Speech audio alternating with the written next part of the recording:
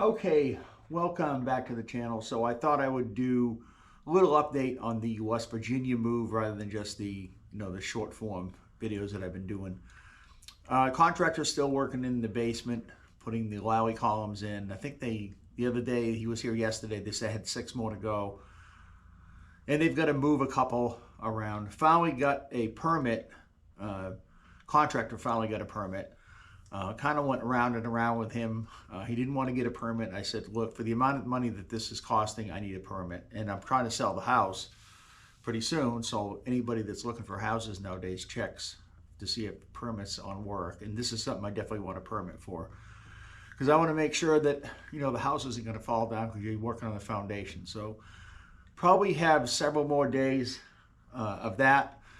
We still have the back wall of this garage above that little barn we have that has to be redone. Same contractor is going to do it, different contract. They're going to take that whole outer wall out because the boards are kind of rotting where it meets the barn.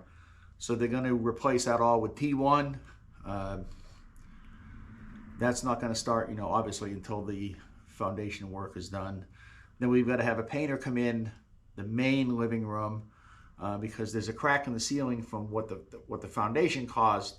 So they're going to fix that crack. There's also a skylight in there that has to be redone. Now, where the crack is in that room, that was actually an in-law apartment when we bought this house. We took everything out of it. It had kitchen cabinets, it had a sink, had a countertop. We took all that out and plugged it up underneath in the basement. You can still put the stuff in there, but it's not coming up through the floor anymore. When we had the roof resheeted and reshingled, I think it's been about 10 years now. I think 2015 is when we had it done. Why is this oil on there? I don't know why there's oil on there. There was a skylight in that room. I didn't want the skylight there because it made that room too hot. Because there was a sink there, they put a skylight over the mother-in-law that was living there so she'd have light in. So we had him take that out. I put a piece of drywall up where the skylight came down and mudded it over, but the mud job wasn't the greatest. Not something that I do all the time. So it really needed to be redone. You could actually tell there was a big square there. So the painter that's going to come over, they're going to take that drywall out. They're going to remud it to try to match the rest of the ceiling. They're going to fix the crack, and they're going to put 2 coats of paint on the ceiling. So all in all, just to get the property to that point, to get it ready, let me see, it's about $25,000 for the foundation, $3,000 for that back wall, almost $2,000 for the painter, and then we already spent $3,500 for 1-800-JUNK to come clean out the container. So we spent a considerable amount of money just to get the property ready.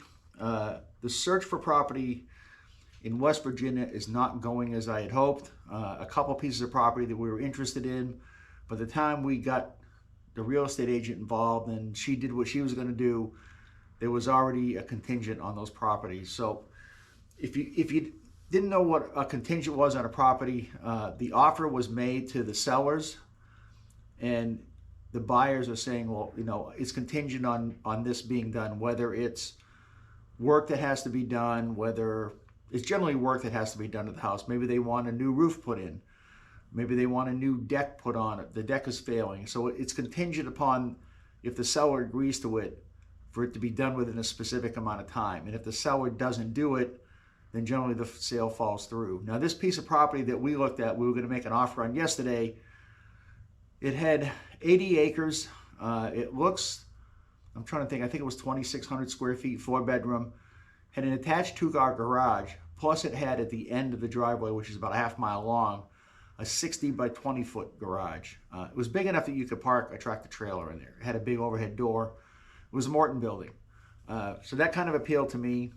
It wasn't a flood zone, so I'd have to get a flood certificate because I'm going with a VA loan on this house, and of course when this house sells, we'll just pay that off.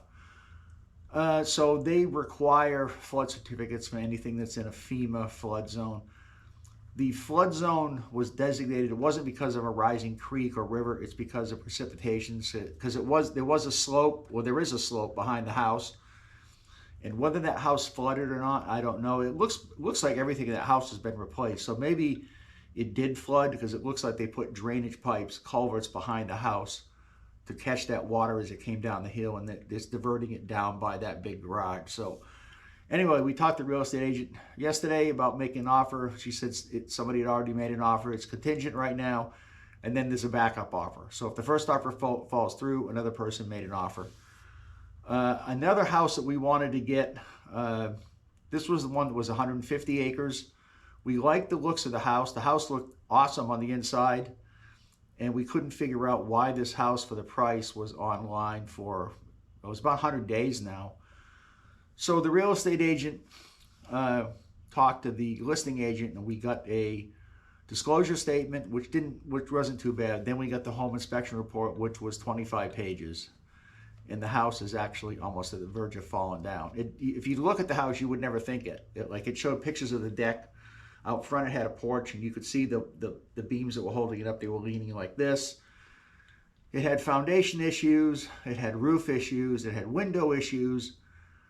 And it would probably cost, I'm going to estimate, anywhere from $150,000 to $175,000 to get all that fixed. And they wanted $425,000 for it. So it really wasn't worth. I would have probably paid $200,000 for it, because you're really just buying the land. The house is like shit. I mean, if you didn't tear it down, you'd have to rebuild, and for what it would cost to rebuild all that stuff. It did have a garage, but the foundation was shit in it. You could see the step cracks in the cement blocks. So the garage wasn't really that great. It was probably something I wouldn't care about anyway, and I'd probably put a Morton building up. So.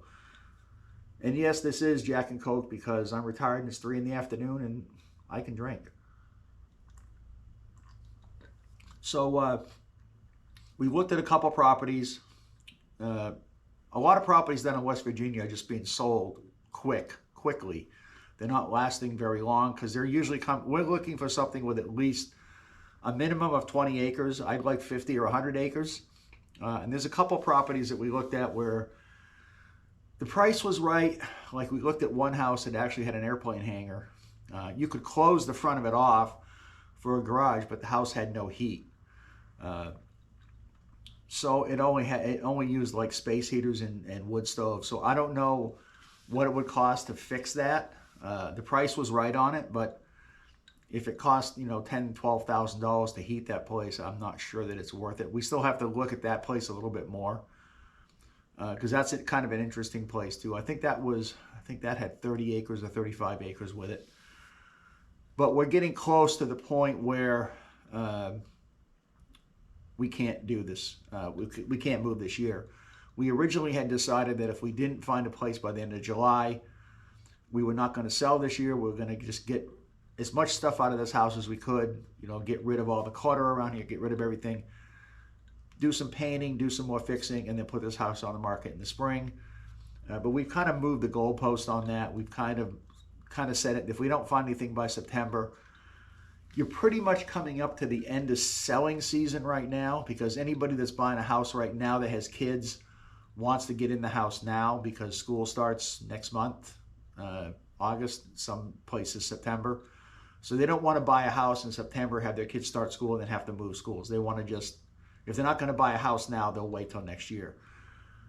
So that's kind of where we're at in this process. I am looking at a foreclosed house now, but I can't figure out where the driveway is because it goes through the woods. So it's like a dirt driveway, and from what I've read, sometimes the end of the driveway washes out.